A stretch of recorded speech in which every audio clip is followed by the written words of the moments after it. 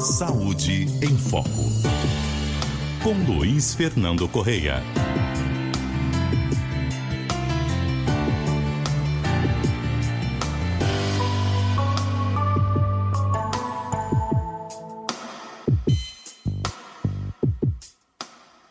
Muito bom dia, doutor Luiz Fernando Correia. Bom dia, Milton. Bom dia, Cássia. Bom dia, ouvintes. Bom dia, doutor. Já havíamos conversado, né, algum tempo atrás aí sobre esse surto que vem atingindo algumas pessoas nos Estados Unidos, ciclospora.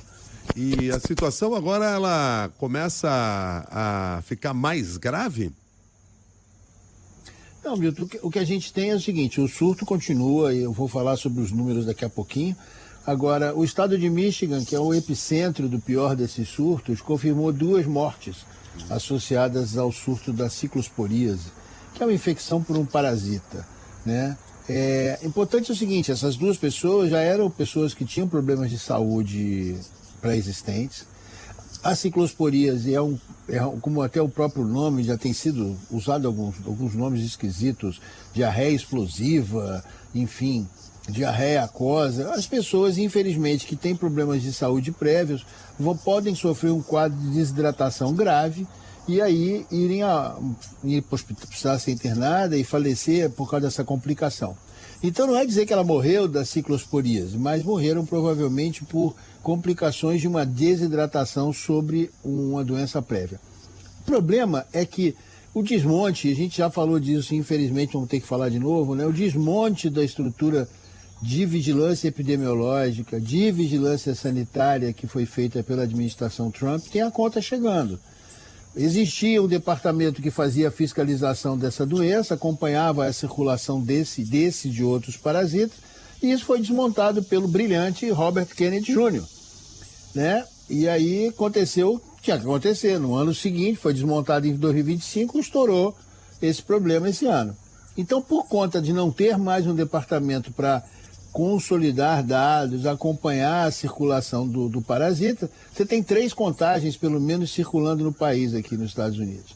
Primeiro, o surto inicial, né, parece que era o surto inicial, que é da alface americana, uma alface iceberg mais branquinha, servida na rede de restaurantes Taco Bell, no país inteiro, ou na maioria dos países, que foi rastreada até uma fazenda no centro do México. Isso é outro problema, porque os Estados Unidos acabou evoluindo para um modelo de suprimento, por exemplo, de vegetais e suprimento de legumes e tudo mais, importados muitas vezes do México ou centralizados em algumas fazendas em outros lugares, na Califórnia principalmente, e distribuídos pelo país inteiro. Então você tem um problema na fonte e você tem um problema no país todo.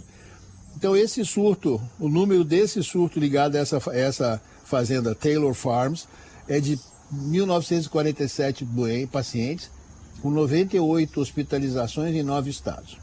Aí tem o que sobrou da Vigilância Nacional do CDC, alguma coisa sobrou lá em Atlanta. 6.707 casos confirmados por laboratório desde 1º de maio, e ainda existem 11.500 casos em investigação, e isso são dados que vêm de 45 estados dos Estados Unidos, dos 51 estados americanos. Não quer dizer que tem um surto em 45 estados, ou seja, esse parasita circula na natureza, então eventualmente aconteciam casos todos os anos. Existe um surto, sim, separado na Carolina do Norte, mas que não é ligado à alface, é ligado à salsinha e coentro. E o terceiro surto importante é esse, do estado de Michigan, no Nordeste, que inclui 11.234 casos, com 193 hospitalizações. E lá aconteceram esses 2 óbitos. Para a gente ter uma ideia, no ano passado, nesse mesmo momento do ano, o país tinha registrado 200 casos. Ou seja, se a gente pensar a soma disso tudo, nós estamos falando aí de 30 vezes mais, pelo menos. E aí é o seguinte, uma amostra da alface deu positivo lá na fazenda no México.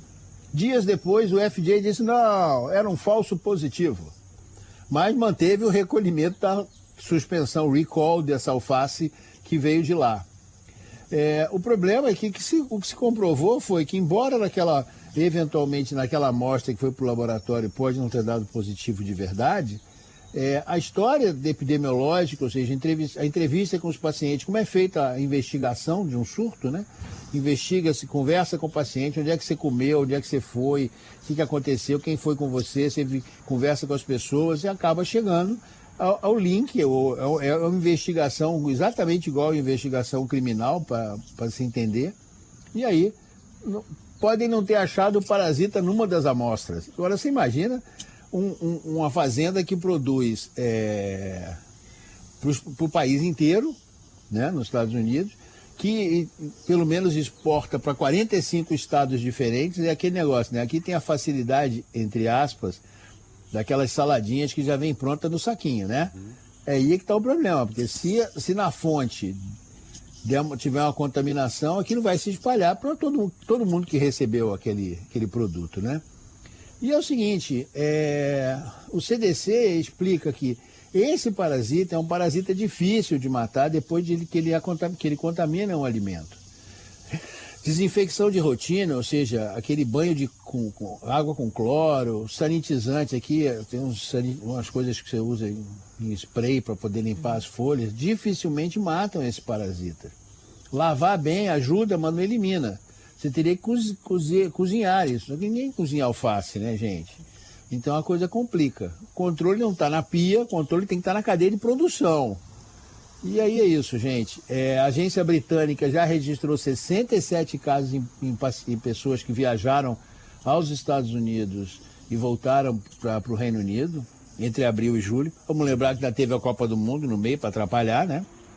48 desses 67 também passaram pelo México, inclusive passaram pela Riviera Maya lá em Cancún, né, região próxima a Cancún também. Então, no Reino Unido eram 90 casos por ano, e já estão com 67, né? Então, ou seja, gente, o problema não é o parasita só. O parasita tem um poder de causar diarreia, uma diarreia importante, volumosa, que demora para melhorar, demora às vezes semanas para melhorar, mas está no fato de que está se mostrando também que esse modelo de suprimentos de alimentos que deveriam ser locais, para serem mais saudáveis, você comer comida de verdade, local, isso ser transformado numa produção industrial, terceirizada, em outro país, isso é um risco enorme, né? Então, gente, infelizmente, esse é o mundo que a gente está vivendo hoje em dia, né? A vida está ficando bem complicada, viu? Muito obrigado, Dr. Luiz Fernando Correia, pelas suas informações. Um abraço e até mais.